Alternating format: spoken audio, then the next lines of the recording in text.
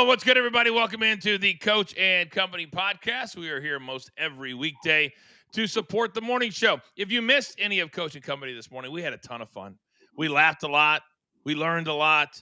Not on Stadium this week, so everything is on YouTube this week and also social media. Last night, Monday Night Football, we'll discuss that. Also, Brian Kelly back in the news. Thanksgiving Day, 3 great games. And also college football playoff. Could it be changing? We'll tackle all of that. We never go longer than 30 minutes because we understand that you have a life. Joining me today, as always, my guy from SureDog USA, Mikey P. Mikey P, how are you this fine morning, sir?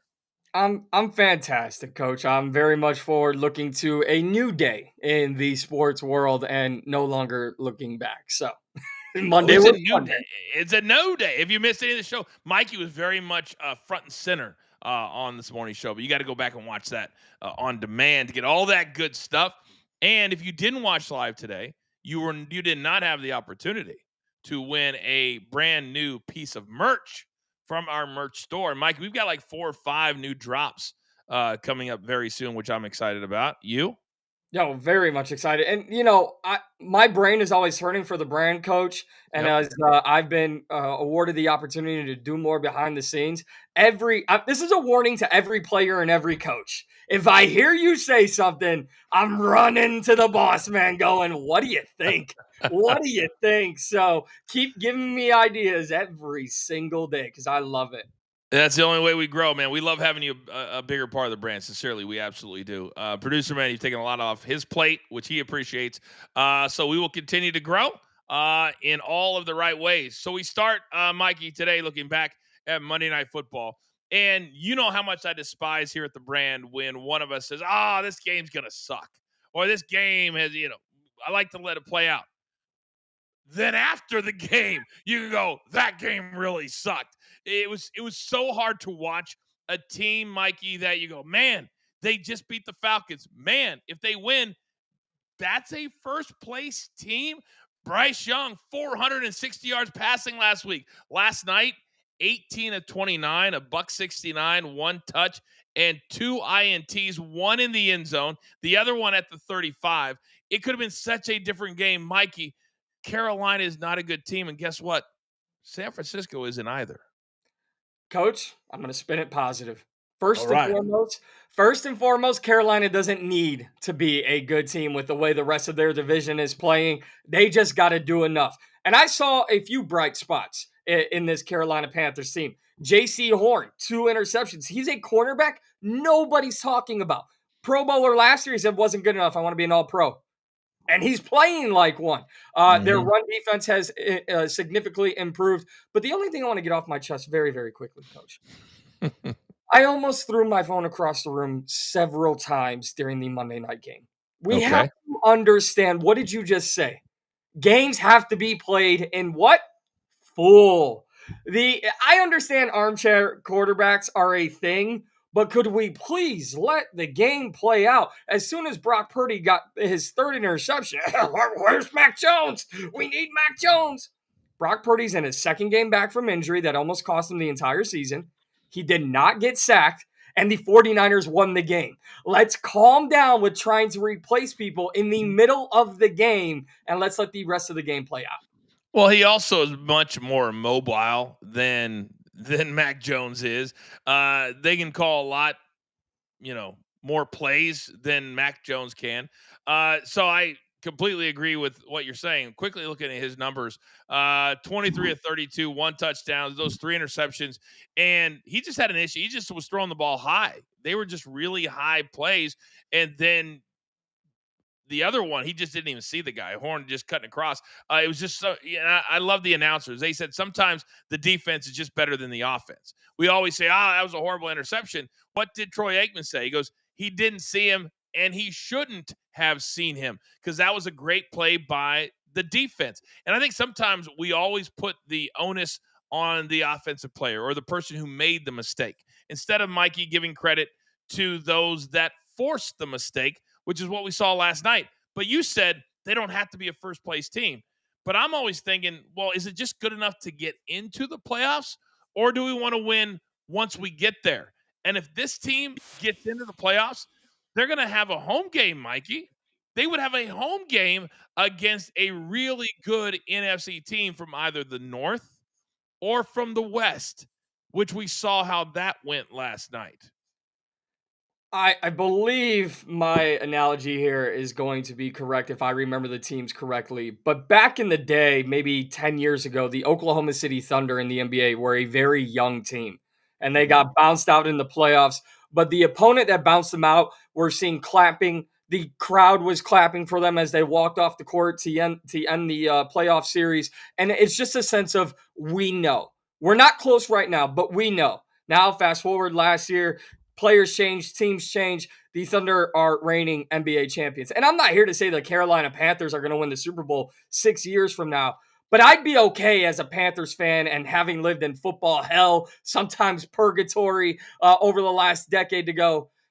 I need something to root for. You know why I say that, Coach? Because I'm a Chicago Bears fan. And I've lived that same exact scenario. So I'll take a home playoff game and a loss because at least I got to root an extra week and I have something to build off of. That's how I view the Carolina Panthers. I get it. I get it. And when you want to crawl before you walk when it comes to expectations, that's exactly how you do it. There was a time in my life, in my career, that I thought I would never see a Super Bowl championship. I worked with Lenny Dawson, who was the only Super Bowl winning quarterback for the Chiefs, Super Bowl 4.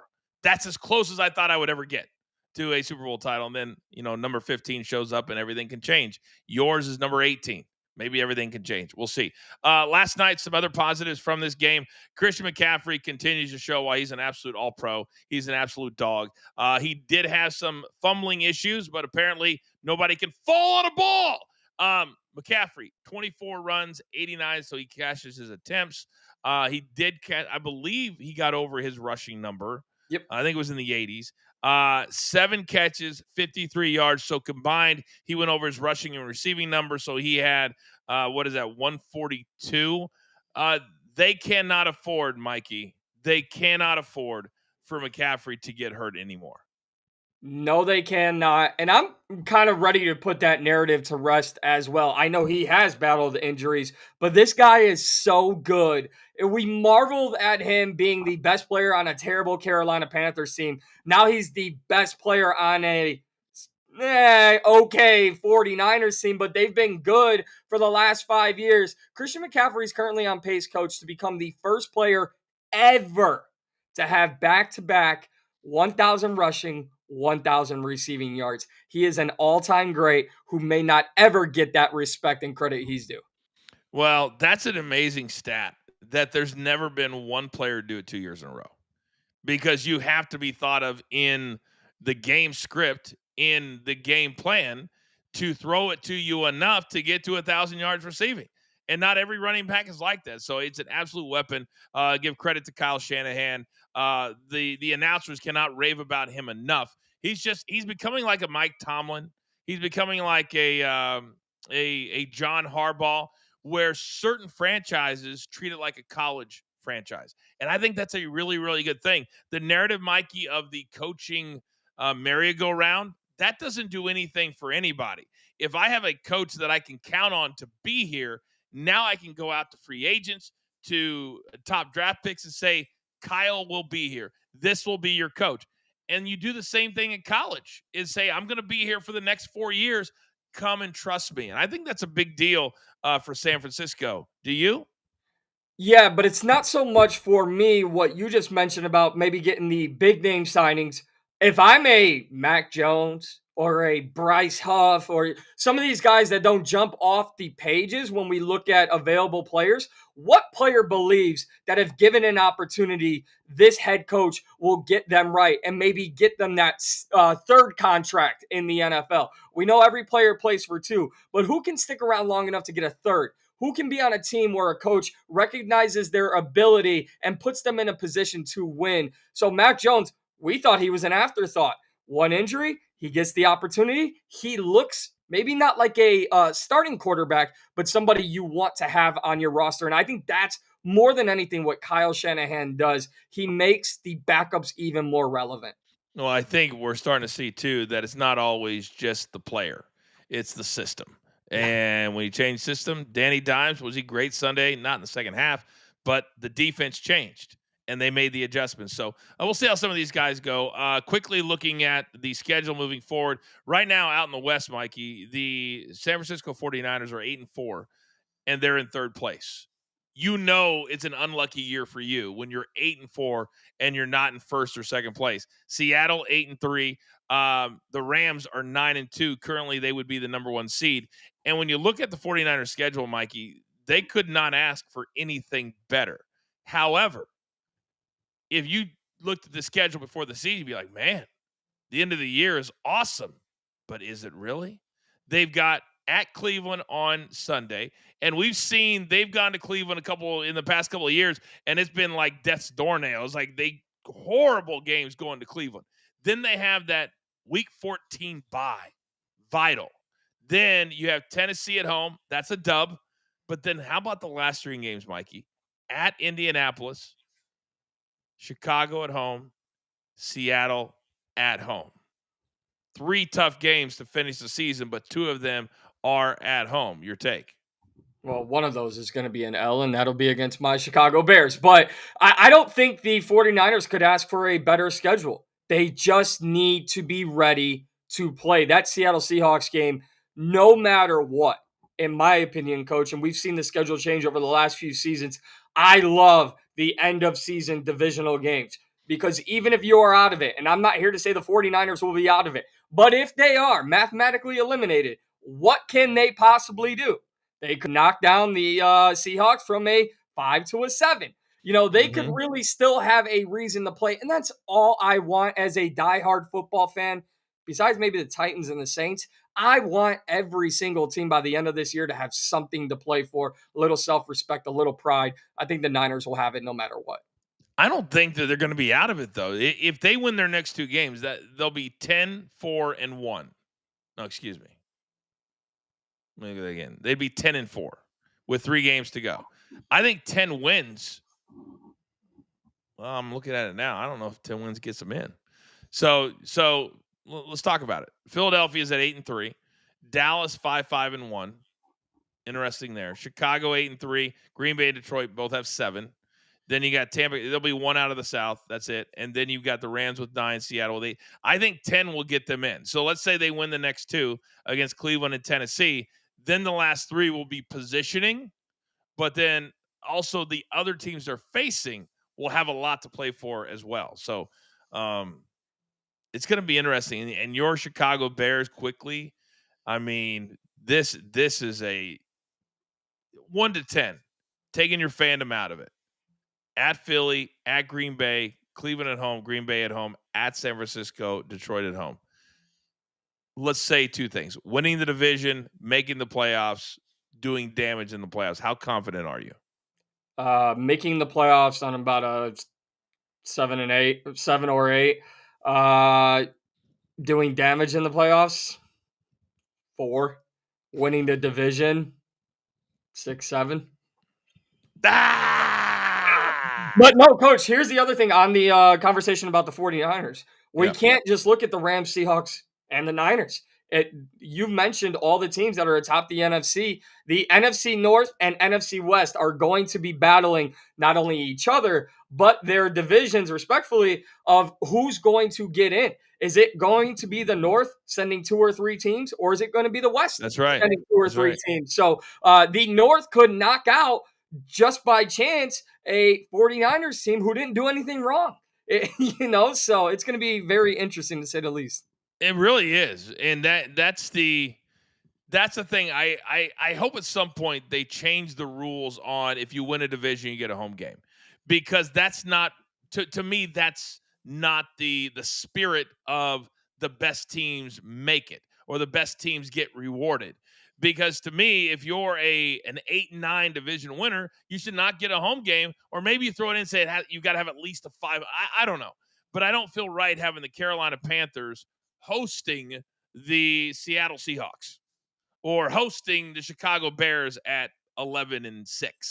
To me, it doesn't sit right with me. They've done the work to win 11 in a really good division, and you don't get rewarded with one home game.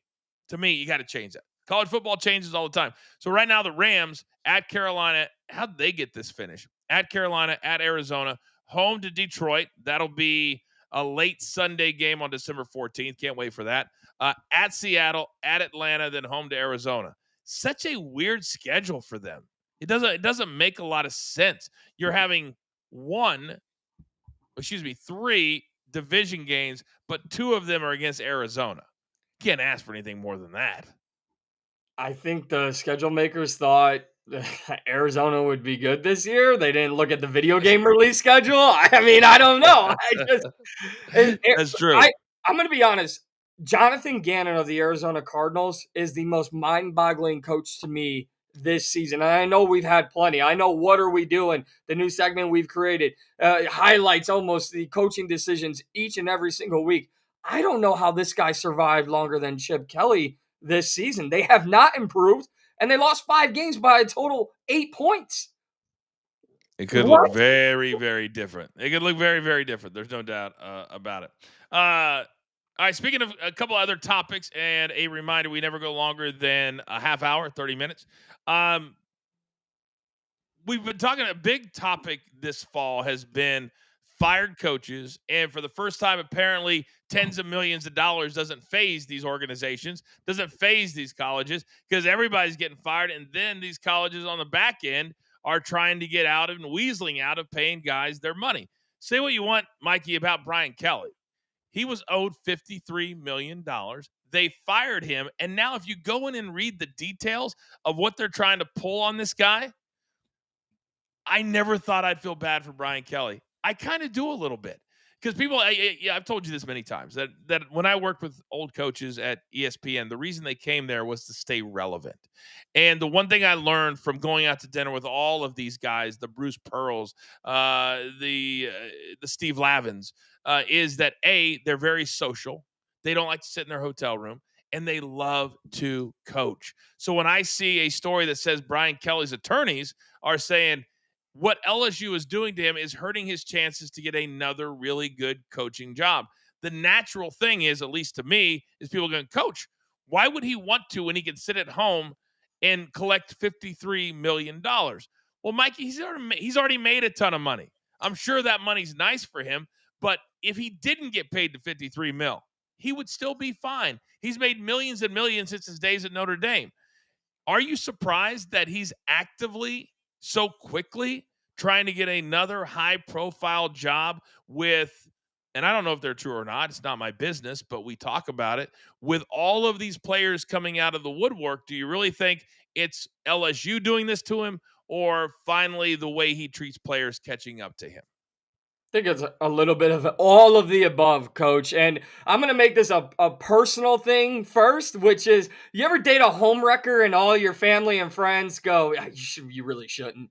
And then next thing you know, you're looking for a new 1 bedroom apartment. Everything you own of value is now in their possession. And you're like, what did I do wrong? Yeah, we told you what you were doing wrong a year ago. LSU, you made your bed. You have to sleep in it. Pay the man what he's owed. Now, Brian Kelly, if they're saying, oh, well, this is what he damaged us, Brian Kelly's damaged his own reputation. There are not schools lining up, at least respectable schools, at least, let me take that back, competitive schools lining up for Brian Kelly's services. Why? Because they're better without him. Let him go somewhere so he can continue coaching, pay him what you owe him, you agreed to it, and let Brian Kelly just continue to be his own worst enemy. So kind of all over the place on it, coach, but I think LSU's got a point, but Brian Kelly, just go let him coach. The petty machete part of my mind comes into play when schools, and I've heard of networks doing this as well, and it's a ploy to try to get you to go somewhere else, get a salary, and then you offset that salary. And what I mean by it is I've heard that if they pay him the 53 million, it won't be one check that we all, we all want to cut ties. So the last thing you want to do is get paid every 2 weeks for the rest of your contract. It's a petty way to do it, but if you do it that way and you then go out and get another job, they can then take that offset over the course of the next 5 or 6 years. It's a petty way. I've heard of networks doing it too, because you know this, when you're on TV, you want to be on every week or every whatever it is, or you're out of sight, out of mind. I have heard of networks firing people and then paying them out the salary every 2 weeks in a paycheck because they're hoping if you go get another TV job, then you end that contract. Does that make sense? Yeah, Like, absolutely. it's a Yeah, petty way of doing it. yeah. Brian Kelly's not going to go to a place, in my opinion, more prestigious than LSU. Just let him go. I'm just I'm so sick of it. Like as soon as because I now live in Southwest Missouri, as soon as Chip Kelly was fired, I picked up the good old X on my phone yesterday, and I just heard, "Oh, Chip Kelly's coming to Arkansas, isn't he?" Just who cares? Like it's not better than being in the NFL. He's downgrading. Well, I mean, I honestly, not if you're being a head coach, but if you're going from an OC, take the money out of it because the money is so inflated right now. It's not, you're talking about 6 million. It wasn't that long ago that Nick Saban was making around $7 or $8 million as the highest paid coach in all of college football. James Franklin just got $8 million after getting fired for not winning big games. And he goes 2 states down, and all of a sudden he's getting $40 million. Why? Because he just coached Penn State, but he can't win the big game. And Mikey, I don't know why these, and I've been around a lot of these people who invest in colleges, the alumni, the donors, and when you get around them not on TV, it is almost embarrassing the amount of kiss up mountains that exist around this great land of ours, because there were a couple of guys, and I won't tell you their names, when I used to work with David Ortiz's charity, and we invited them to our event in the Dominican Republic. And I remember saying, man, their reputations are so bad, but they're really big sports stars. So I remember going down there, man, this is kind of embarrassing for us. Mikey, can I tell you that we had a thing where you could bid on who you wanted to be your celebrity in your golf in your golf group. And these two guys were two of the top 4 bids for people wanting to play with them the next day in golf. And I remember thinking to myself that day, I got to stop believing headlines. I got to stop believing what the social media narrative is. And I think right now we're seeing it play out with college coaches is that the narrative is, oh, he was horrible, or oh, James Franklin. But the bottom line is when you get to Virginia Tech, when you get in that little town of 40,000 people, James Franklin is a rock star. And I think a lot of people don't think about that. I grew up in towns like that. I lived in uh, Lawrence, Kansas, right out of school, and that's where KU is. 50,000 when they're in school or out of school, 80,000 when they're in school, or 90,000. It's crazy. But in these little towns, these people are Bill Self's a god in Lawrence, Kansas. He can walk down the street anywhere in Dallas and LA and nobody's gonna. But it's weird, isn't it? How these coaches in these small towns get a lot of attention that maybe we don't understand. It's completely understandable from that perspective, and for James Franklin, good, right? Like you go to a smaller school, and I think that's the beauty of it. You can be a rock star, and if you don't have to match your previous success or match your previous failures to be considered a success at Virginia Tech.